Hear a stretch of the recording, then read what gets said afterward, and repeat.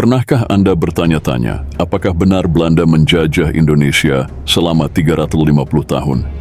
Atau sebenarnya itu hanyalah mitos sejarah yang terus kita percayai? Dalam video ini kami akan mengungkap mitos tersebut dari sudut pandang ilmu mantik atau logika.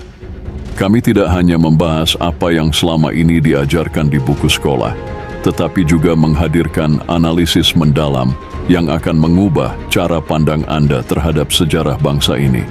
Jangan dilewatkan, karena pembahasan ini akan membuka wawasan baru tentang narasi penjajahan yang selama ini kita yakini.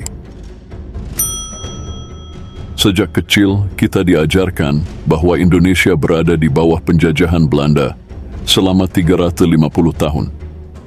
Pernyataan ini begitu sering diulang hingga tertanam kuat dalam pikiran kita. Tapi, benarkah narasi ini? Apakah kita memahami sejarah dengan benar, atau hanya menerima mentah-mentah apa yang diajarkan? Dalam video ini, kita akan mengulas narasi ini dari perspektif ilmu mantik, sebuah cabang ilmu logika yang membantu kita menganalisis keabsahan argumen. Sebelum tahun 1945, Indonesia sebagai entitas politik atau negara belum ada. Istilah ini mulai populer pada awal abad ke-20 ketika nasionalisme modern berkembang di kalangan intelektual. Jika kita melihat sejarah sebelumnya, Nusantara terdiri dari kerajaan-kerajaan lokal seperti Aceh, Mataram, Goa, dan lainnya. Maka pernyataan Belanda menjajah Indonesia sebelum tahun 1945 tidak logis. Mari kita gunakan kerangka silogisme untuk memahami kekeliruan ini. Premis mayor, Belanda menjajah wilayah yang kini disebut Indonesia. Premis minor, para pahlawan melawan penjajahan Belanda di wilayah tersebut.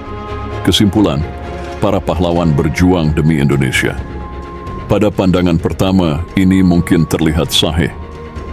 Tetapi, dalam ilmu mantik, kesalahan terletak pada penggunaan istilah ambigu.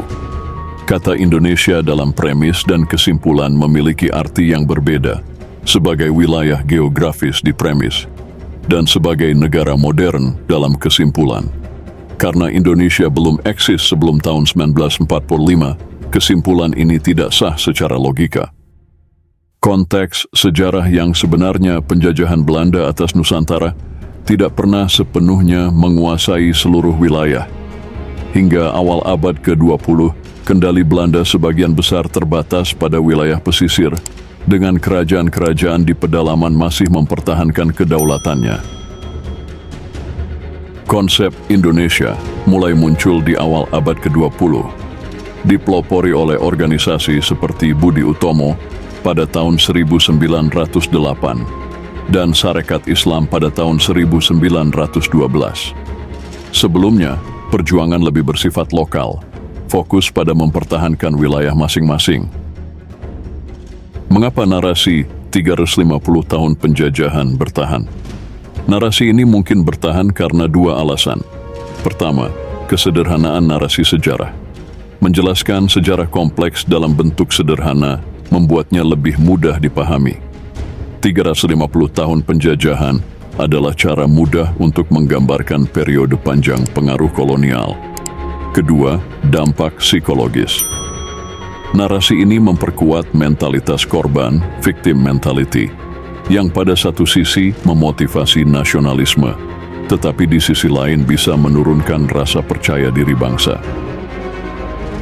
Kesimpulan, narasi yang lebih akurat.